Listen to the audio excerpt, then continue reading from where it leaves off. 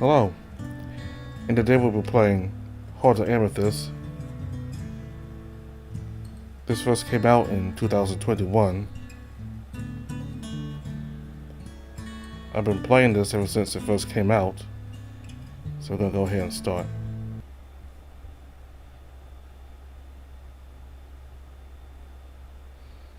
The story of our world is a long and complicated one, but like any story, it has a beginning. Once upon a time, this world was but a mere mass of nothingness. The air was dry, the water scarce, and the land dead. Years passed and there was no hope for that place. But one day, the three celestial beings took notice of this and descended from up above. Moon, the goddess of strength, she used her fist to set the land straight, giving form to the mountains, valleys, and many other things. Laguerre, the goddess of wisdom, she created the rain, and with it, plants grew from the soil, and the land turned lush and beautiful. And Yumi, the goddess of spirit, used many rocks, branches, and other inanimate things to create wildlife, giving birth to animals in sea, land, and sky. Once that was done, the three of them smiled at their creations. Happy with their work, they set their course back home. But when Yume took a last glance to the land, she noticed how lonely it all was. So added behind her sister's back, she blew on the golden desert sands. And from them, the first feline race emerged, who seemed to be different from all her previous creations. Seeing Yume's work, curiosity took over Laguerre, who in turn used the delicate snowflakes of icy mountains to create other intelligent beings, the cunning birds. Lastly, overflown by jealousy, Moon wished to create something herself, but she gathered many crystals and minerals from the vast land, giving rise to the brave canines. The three races lived in peace for many years. So pleased with their creations, each of the three goddesses gave something to the people of their continent as a gift. Moon gifted the three species of strength to fight against the cruel odds of the world. Laguerre gifted the three species of wisdom to organize themselves in communities and develop the tools they may need. And Yumi gifted the three species with emotions and dreams, giving them hope and happiness. These divine gifts were meant to be used for the good of them all.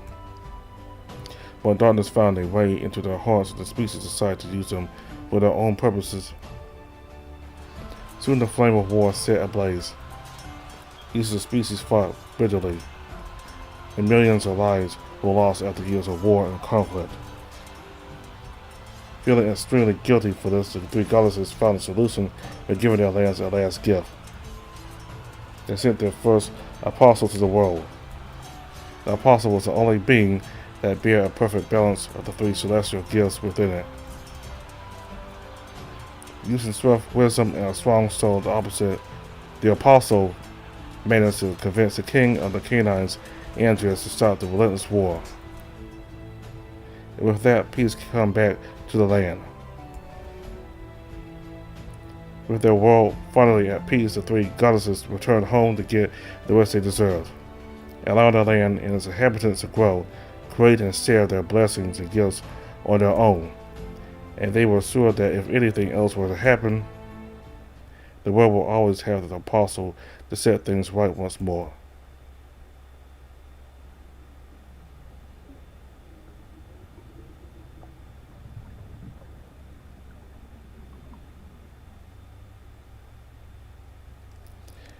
And that's how the goddesses created the world.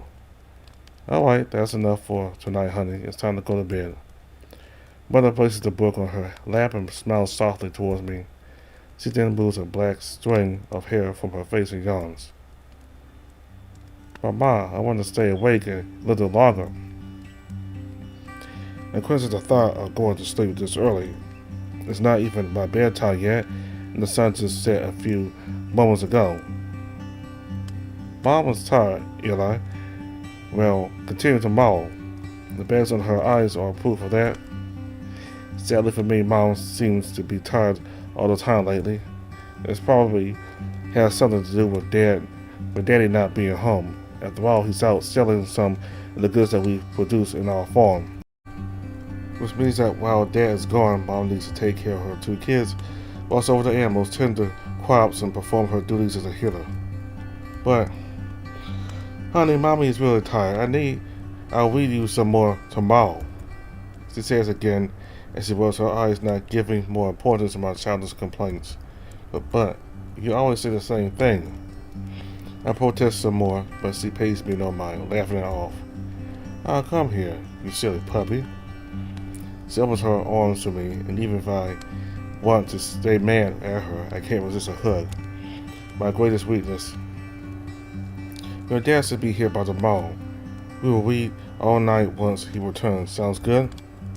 You promise? Yes, I do. She gently kisses my forehead, and then lets go of me. Oh my, look how late it is. Time to get ready. I watch as she places the big red book back at the bookshelf. Then she goes to take care of the final arrangements for bedtime. While she does all that, I distract myself by looking through the window. The night outside is really peaceful.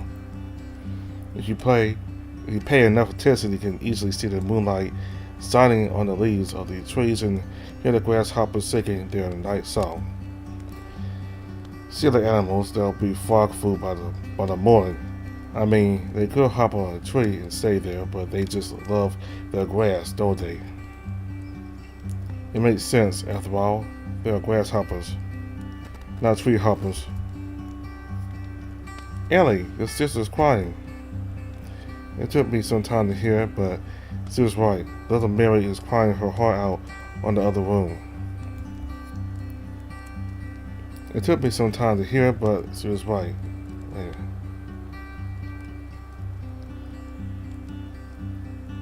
Mom can sometimes be very impressive. I wonder if all moms have this sort of abilities, enhanced senses, the power to predict the future and all that sort of stuff.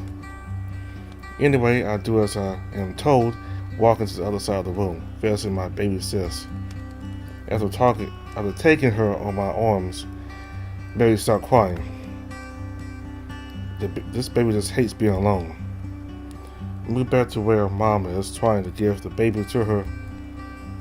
Here she is, I say, but Mom just ignores my plea for help and continues working on her task. You carry her, honey. I'm busy. With that said, she moves away to work on something else. So I just return to my window, but this time with a baby in my hands. Okay, listen to them, Mary. The grasshoppers are singing beautifully tonight, and the frogs will be very happy by the morning. Seeing her sleep on my arms brings a smile to my face. One cute little Mary opens her eyes and looks back at me. She's clearly expecting me to do something, so I try to make a funny face for her to laugh at.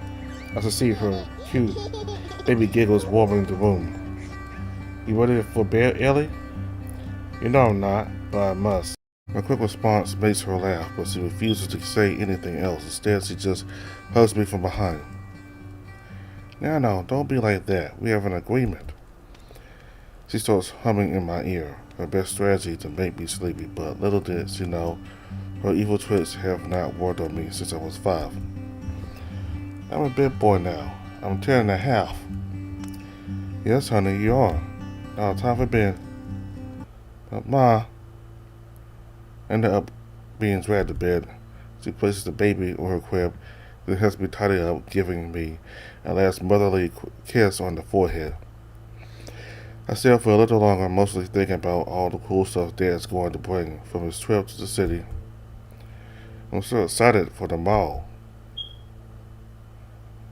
Walking up by the rustle outside, I slowly but steadily walk into the main room.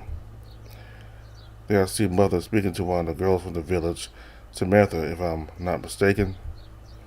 She's been here once or twice. I think her dad's sick.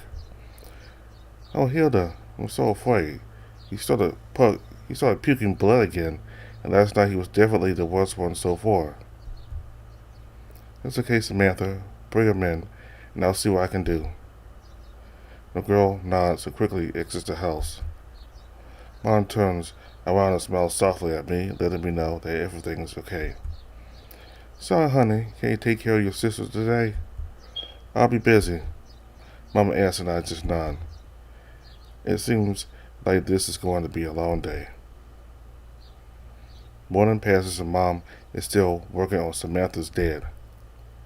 That man's placed on the table, used for patients. We never eat there, so I guess that's fine.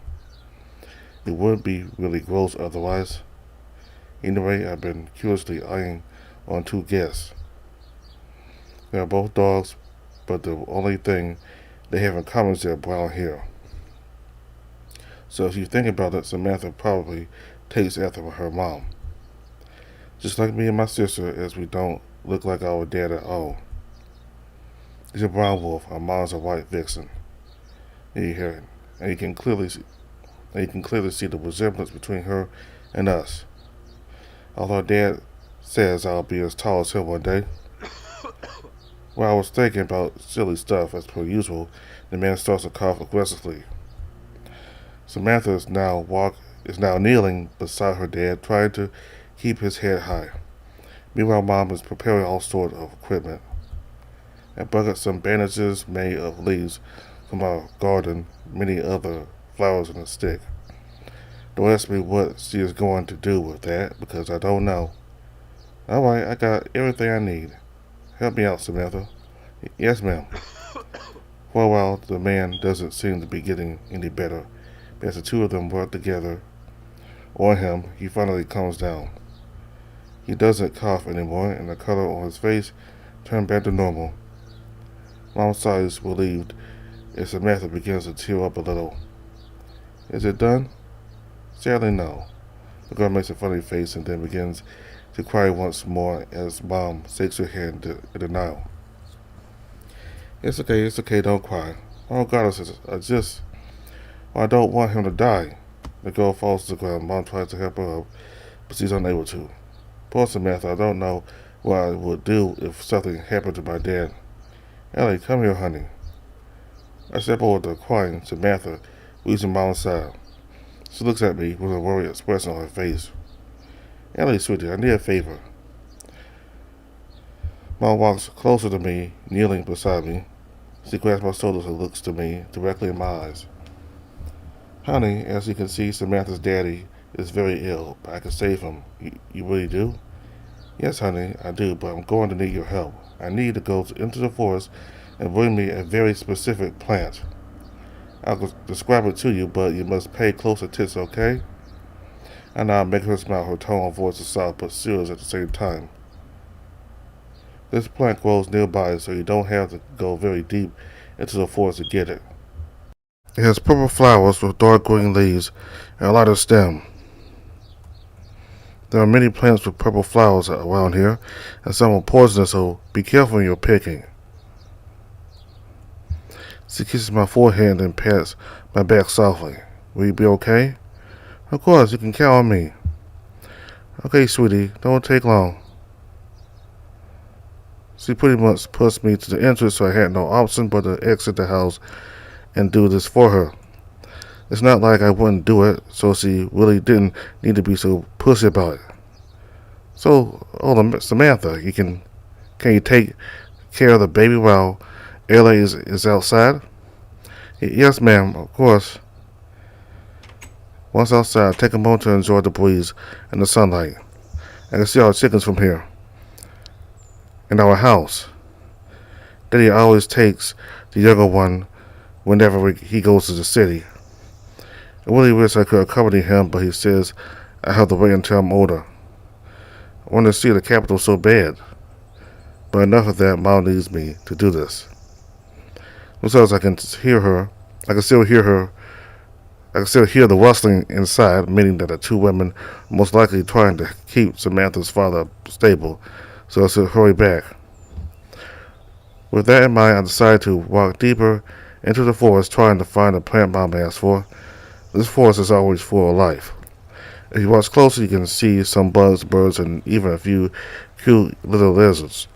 There's a stream running close, and you can actually hear the melodic sound of the water from here. The top of all, the tall trees cast a comforting shadow above the rest of the forest, allowing just a few rays of sunlight to reach the ground.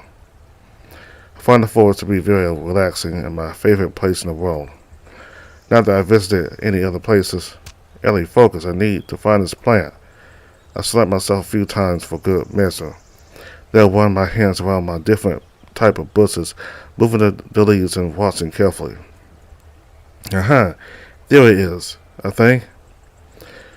The flower is purple, but I'm not sure if this is the one. Oh, so it also has thorns. I must be careful of it. I decided to keep on searching just in case. And just as I thought, I found another purple plant. This one is thinner, and the flower itself is as colorful as the previous one. Could this be the one? I decided to triple check. Better to not take the wrong one. After all, the life of that man depends on this. A few moments passed, and as I suspected, I found yet another purple flower. This one has a strong smell. That's a good sign, right? Strong smell means strong medicine. They all kind of look similar, though. Which one am I supposed to take home? It's gotta be it. Mom said purple, and this is purple. I must hurry back. I went back as fast as I can. Luckily, I wasn't far from home, so I was back with a basket full of plants before you can say sticky chicken. I knock on the door. Samantha opens it for me. Oh, thank the goddesses, you're back. Please hurry. I just moved past her, not saying anything. I'm far more focused on seeing Mom's reaction. Here is Mom. I present to Mom the basket full of plants. Thanks, honey. This will make things much easier. My tail begins to wag, and I can't help but smile back at her.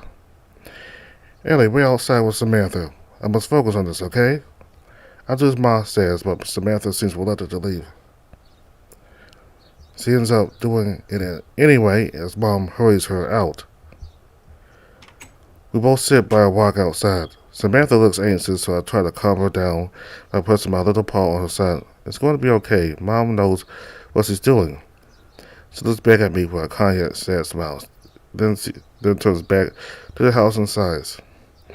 I can just pray for his safety. I tilt my head as she says that, and I'm unsure what she means. Praying? Like hunting? Huh? No, like, that's not why I meant pray to the goddesses. She looks confused as well, so none of us knows what to say. Have you ever prayed, Ellie? I don't think so. What's that? Well, I'm not sure how to explain it. Yeah, try it with me, and we'll do it together.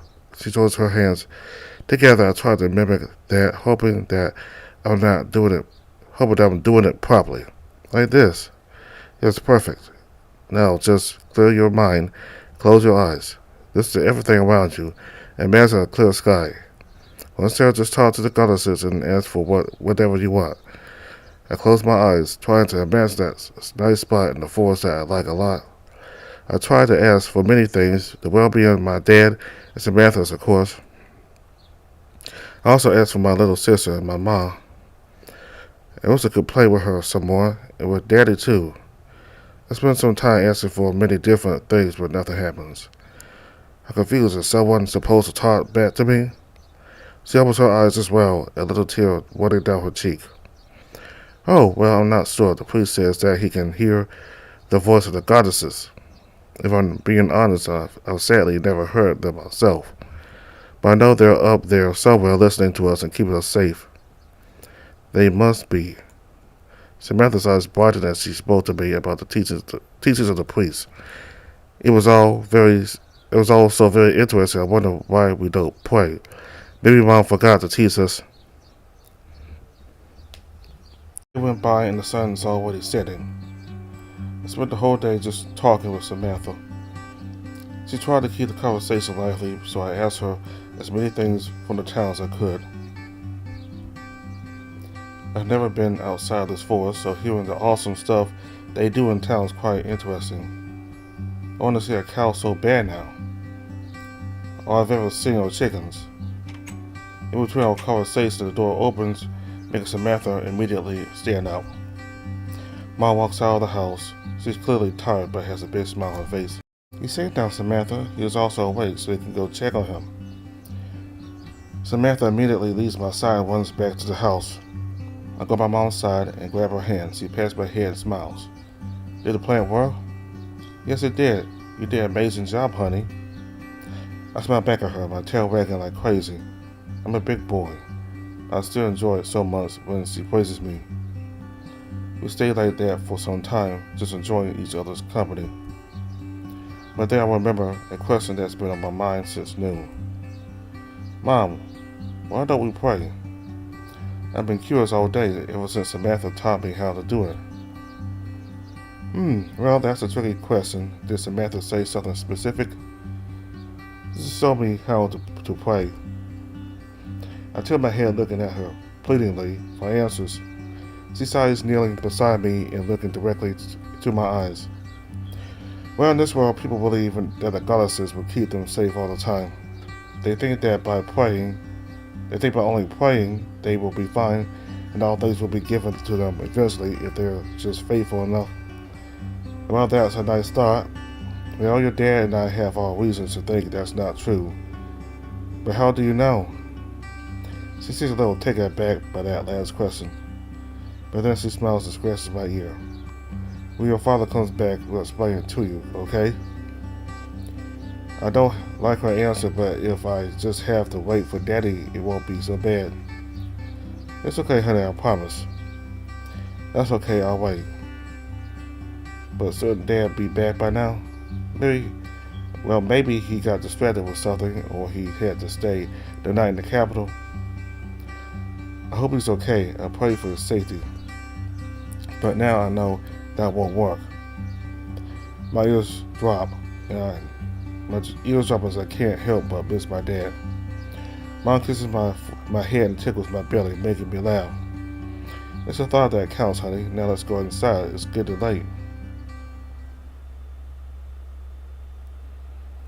The next day, nothing really interesting happens. Samantha left by the morning with her dad as Mom allowed them to stay the night. So aside from talking to Samantha for a while, it's been a very uneventful day. It's almost nighttime, and I can't help but wonder what happened to Dad. He hasn't returned yet, and I have a nasty feeling in my belly. Mom told me that I shouldn't worry, but I miss him terribly.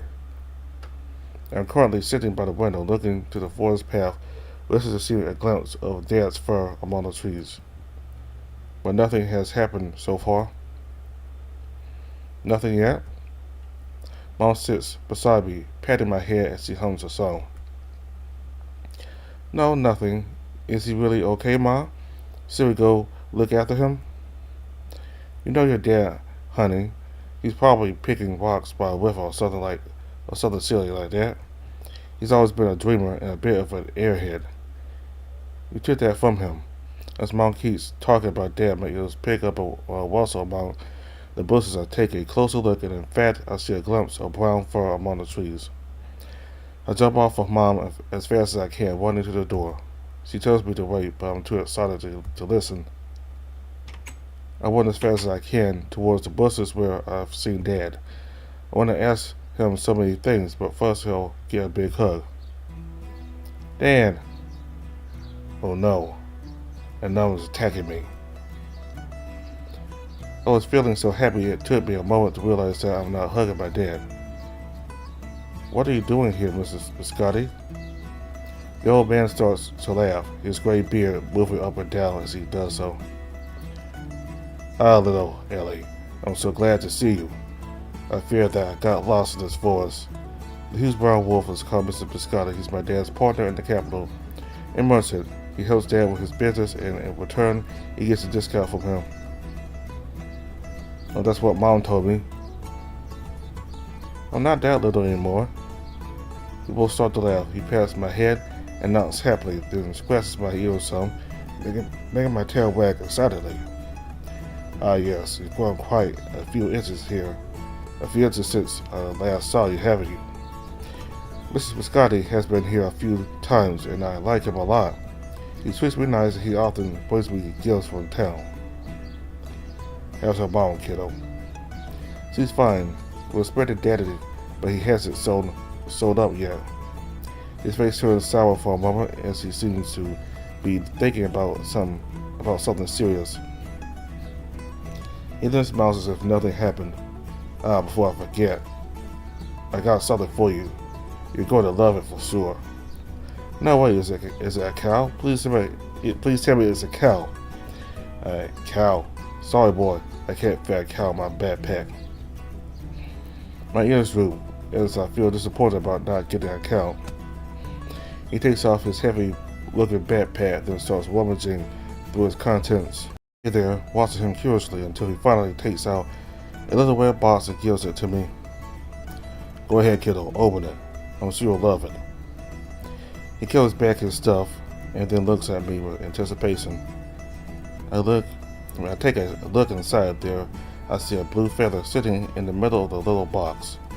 It looks pretty, but aside from that, it's just a normal feather. It's nice. You don't like it? No, I like it, but I get it. You don't like my gifts unless it's an expensive object. You're so cheeky, little Ellie. My face turns red as the old man keeps laughing at me. But eventually he starts wiping a tear from his cheek.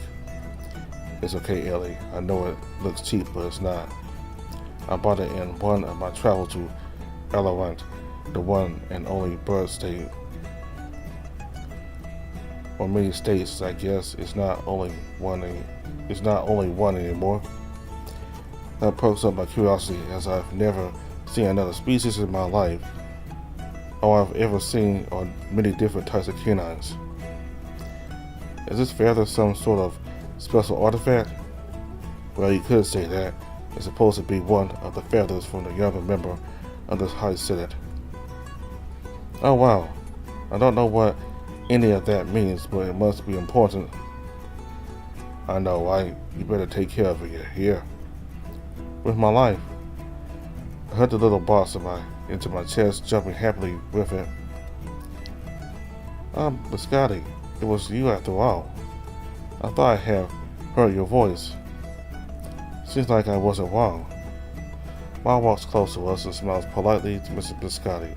The man does the same. It's always a pleasure to admire your beauty, Yoda. Are you married? Ah yes, my beautiful wife.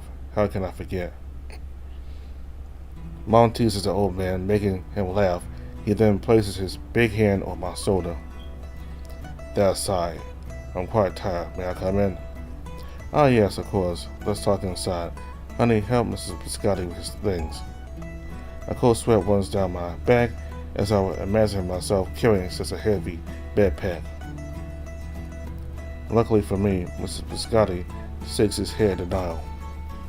That won't be necessary. These old bones are used to carry this heavy thing anyway. Besides, he is too young. We wouldn't want to crush him. I sigh relieved, knowing that I won't die today. We all smile to each other, then enter the house.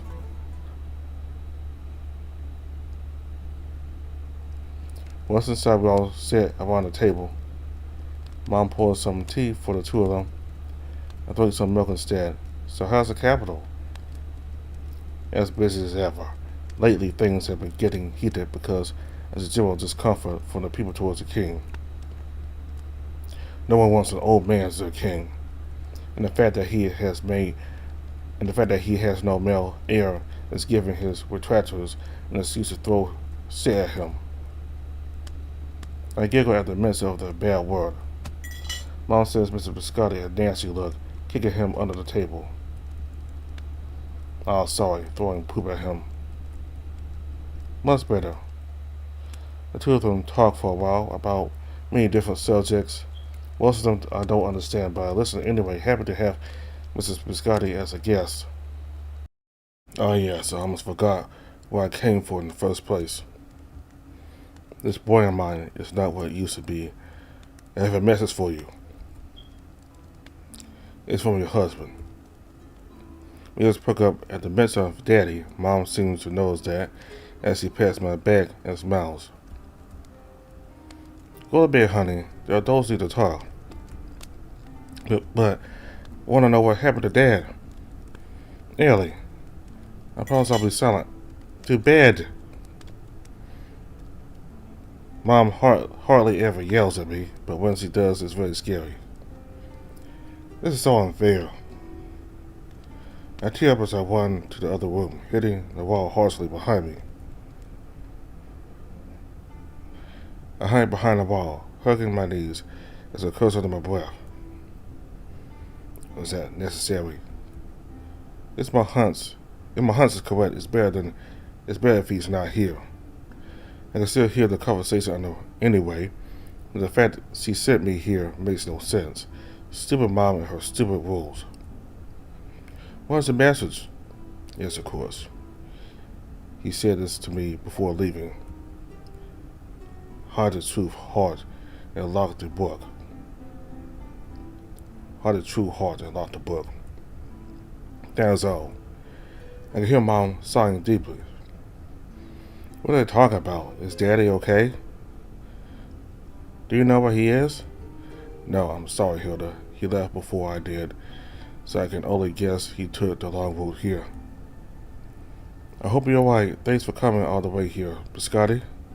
My pleasure. But are you going to be okay?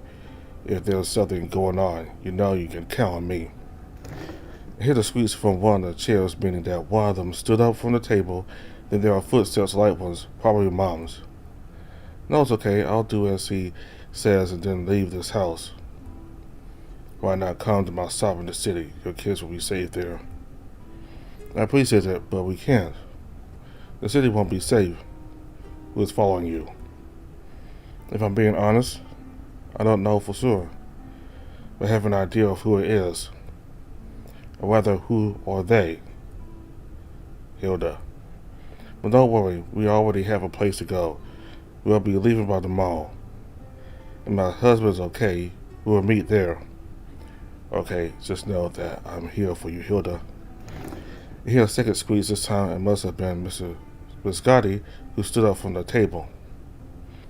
No one says anything for a while, but then I hear the door opening. I'll be off then. Take care, Hilda. Thank you, Biscotti, for everything. I just hope we meet again. Don't say it like that. We will meet again. Just try to not make your house even deeper into the forest, or else I will get lost for sure. I considered it. The two of them laughed, but then silence sets in. I can no longer hear Mrs. Biscotti, so I'm guessing he's already left. After a while, I hear footsteps again. Oh no, they're coming my way. I step away from the door and jump into my bed. Soon after the door opens and Mom steps in. I hide under the covers to say nothing, but my mom sits beside me and gives me a kiss. I'm so sorry, honey. I know you heard, and that's okay. I just didn't want you to see me crying. Mom's voice is a little broken, but as always, she's trying to keep a strong facade in front of me, even if I can't see her. What happened to Daddy? He's fine, honey, I promise. Her usual confidence has vanished completely, and now I'm not sure if I can believe her. But we need to leave, okay? We'll meet with Daddy in a new house. Well, Mom, we can't leave without him. What if he needs help? I want to get up, but Mom hugs me and holds me tight. Ellie, please listen to me. We need to leave no matter what. The sooner the better. So, be a good boy and go to sleep early. We leave in the morning. But no more buts, honey. Everything will be okay. Just trust me. She gives me a last kiss and then leaves, closing the door behind her. I'm unable to sleep for the rest of the night. My mind is wondering about a lot of things, but the main one is, what if Daddy is in danger? What if he needs my help? I need to go look for him, making sure that Mom doesn't hear me. I decide to sneak out of my window into the night. I've never been outside at night on my own. The sounds of the night creatures, the darkness, everything feels new and scary. But I'm sure Dad must be scared as well, so I tried my hardest to push down my fear, pressing forward into the night and deeper into the forest, and take a last glance into the house before leaving. I can still see Mom in the main room, running around as she prepares everything for the movie. I know she will worry, but she'll thank me once I return with Dad. I'm sorry, Mom. I'll bring Daddy back. I whisper to myself and then begin to walk away from the house. I can hardly see a thing in this forest. with my only light being the moon. I hit my face with branches more times than I can count. I also stepped on a rock, hurting my knee, and now I'm lost for sure. I've never been on this side of the forest, and I don't know where to go. It feels like I've been walking forever, but that doesn't make sense. I remember Mom said there was a village nearby. Then why can't I find it? I slide down on a tree trunk, hugging my legs tightly. I'm scared, lost, tired, and cold. This was such a stupid idea. I'm so stupid. I have no idea where I'm going or where to search for Daddy. Maybe I should go and find Mrs. Biscotti. He mentioned that he would be staying in the village nearby. No, that won't solve a thing because I don't even know how to reach that place. As soon as that thought crossed my mind, I heard a rustling in some bushes. I heard my breath as I listened carefully. But now there's only silence. Scared for my life, I began to run back from where I came from. I don't want to be eaten by the monsters of the forest. I'm going to tell Mom I'm sorry for being a bad boy and escaping the house. Then she'll give me a kiss and everything will be alright. I said to myself, trying to calm down. I ran and ran, but I couldn't find my way back. Perfect, this is just perfect. I started to panic. I was sure what to do. What if I never come back? What if Mom gets in trouble because I left? What if Dad comes back tomorrow and I'm not there? My mind wants to give up, but then I smell it. It is the faint scent of fire. It's not far from here. The smell led towards my house, so I decided to follow it. It must be Mom. She lighted a campfire for me to know the way back. And my nose is right, I'm close. Mom, I'm home. I'm sorry. I screamed, turning around on a tree that would lead to my house. But when I arrived back, I couldn't believe my eyes. The place that I used to call home was burning itself to ashes. I have no idea what was going on, but there are many questions in my mind at the same time. What happened here? Where's Mom? Is Mary alright? I decided to circle around the house, trying to catch a glimpse of the inside. If Mom and Mary are still there, I need to save them. Mom! I yell, but no one answers. Maybe they are fine. They could have exited the house before the fire started, but I need to make sure. So I decided to search some more. The back side of the house is free from the fire, so I climb among the rubble and make my way in. I push through rubble and falling logs, pushing myself in. Once inside, I see Mom! Mother is trapped under many thick logs. Her eyes are closed and I can't see if she is breathing. So I don't know if she is alive or not. Mom, wake up, we need to go.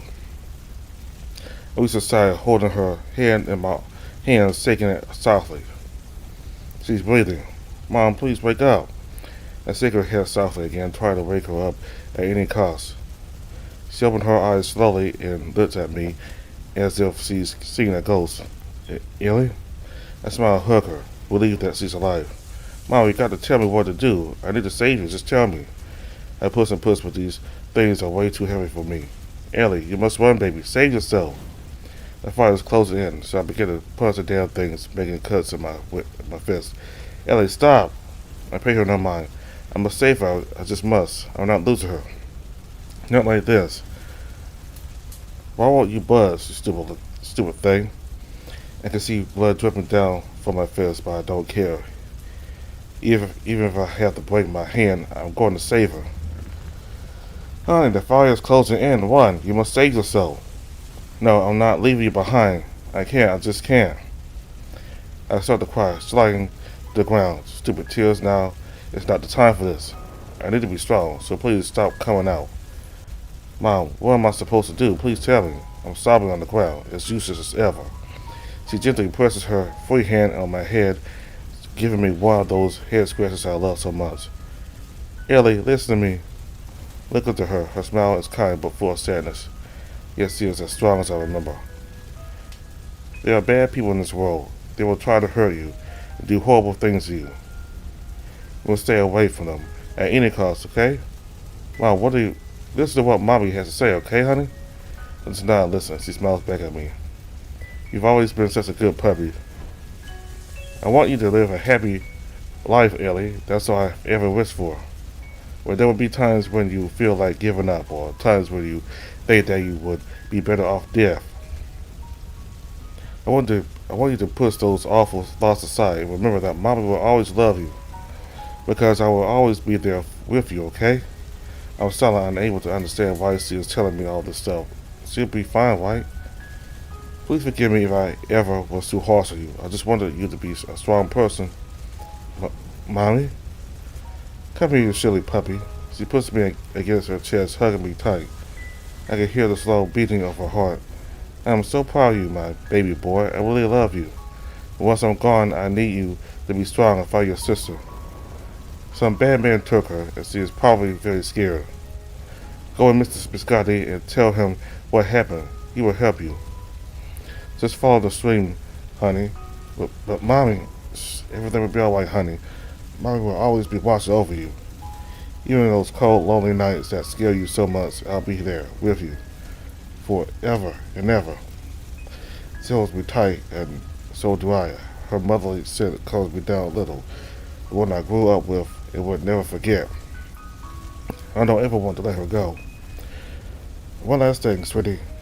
When the fire dies down, there's a red box under the house. In it, there's a color shaped like a heart. I need to take care of it. Just imagine that my soul will be in it and never lose it. See, then let's go on me. Now go, live your life, baby. Do it however you please, and never let anyone tell you what to do or how you should be. I back down from her. Her smile never fades as she looks at me with those kind eyes of her. Mommy loves you. I turned around, climbing among the rubble, but I took a last glance at her. She was crying. I dropped to the ground. Tears won't stop coming out of my eyes. She is gone. She really is gone. It's all my fault. Why did I run away? Why am I such an idiot? Why did this have to happen? What even happened? Mom, I swim into the night sky. It feels so alone and broken. I lost my mom. My sister was kidnapped by some strangers. What am I supposed to do? Please, someone tell me what I must do. I knew I heard something. A mysterious voice comes from behind me. When I turn around, I see two colored men standing near the edge of the forest. I eye them both up and down, but all I can see are their tails and ears. Is this the other brat? Was he hiding? One of them walks closer to me, but I quickly move back, taking some steps away from him. Who are you? I snarl at him. He just chuckles and starts his approach. I guess he won't be that easy, figures. What are you doing? Grab him. How? I don't know, stupid. Knock him down or something. You're bigger. Think of something. Do you really have to call me stupid, boss? Two figures start to argue among them. I keep on watching them cautiously. That's when I spotted the red book Mom used to read me all the time. The red-coated figure has it. I remember what Mom said about the evil people that were after us. So I grab a thick stick and hold it tight. What do you do with my sister? Okay, easy with that. You wouldn't want to hurt us, do you? Just grab the damn child. He tries to reach me, moving slowly as if I was a mere wild animal, but before he can touch me, I swing the stick and get a clean hit to his chest, knocking down the metal he had on his coat. Shit, that kinda hurt him. Stop this nonsense. We have the book, the pendant, and the baby. Just get rid of this nuisance. The red one says with his cold and commanding voice.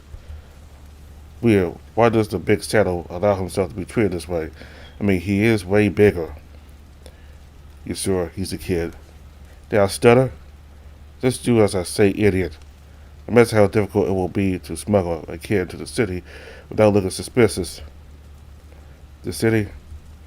I asked, but none of them even turns to look at me. Okay, you're the boss. The red-coated shadow disappears into the forest, while the other steps closer and closer to me. He then takes out a dagger, running it through his hand as if it was a mere toy. Stay away, I'm warning you. Sorry, nothing personal, kid. It happened in a flash. He moved so quick that my eyes could barely see him move, but now he is standing where he was a moment ago, as if nothing harm happened. What? My mind feels dizzy, and there is a certain taste in my mouth, one that is foreign to me. Tastes like dirt, but much stronger. I hope you meet your mother in the afterlife. Goodbye, kiddo. But wait, I can barely talk. My vision is turning into a blur, and my legs feel weak. Eventually, I fall to the ground.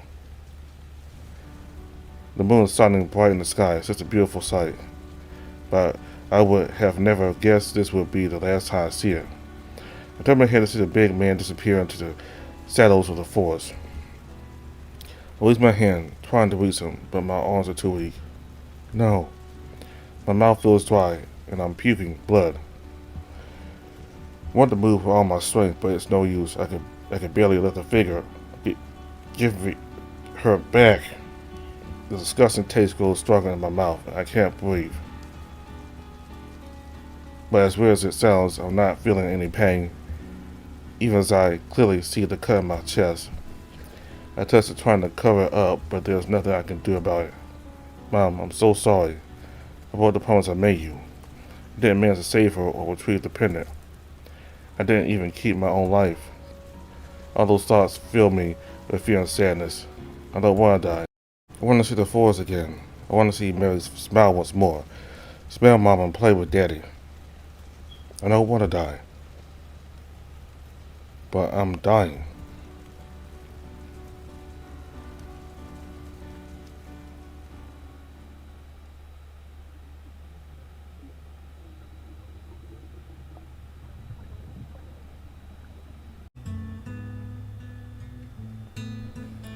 That was a prologue for Heart of Amethyst. So that was a sad ending there for the prologue. The mother ends up dying. Now when Mr. Biscotti talked privately with his mother, after the mother made Ellie go to his room, Mr. Biscotti told the mother that his father told her to make sure some book and a collar that shaped like a heart is a cure. That's the message that her husband and Ellie's father gave to him, and that the father wanted them to protect this collar that looks shaped like a heart. And apparently this heart-shaped collar is very important. I think of some other book that came with it. I think maybe this heart-shaped collar is very important for some reason, because there are people coming after Ellie's mother and father, and this collar must be of some value to them. And Mr. Biscotti asked the mother why these people were going after her. She said she had no idea, and that she would have to take her kids and leave the house and move somewhere else, because they were going to come to the house and try to murder them. Now, when Ellie left the house without his mother's permission, he went out to find his father on his own because he really misses him. And as he was about to leave the house, his mother was already in the process of moving everything and moving everything out of the house. Unfortunately, she was too late in doing that, because while Ellie was out in the forest, the men already burned the house down. So when Ellie came back to the house, she saw his mother trapped in the logs, and part of the house was on fire. The other side of the house, all the logs had collapsed and it trapped the mother. In that scene where she tells him to stay strong and that there gotta be bad people, and that kind of made me a little bit emotional.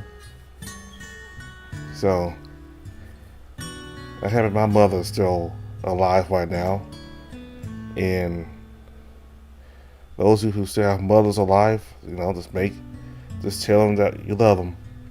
Be happy that your mother's still alive.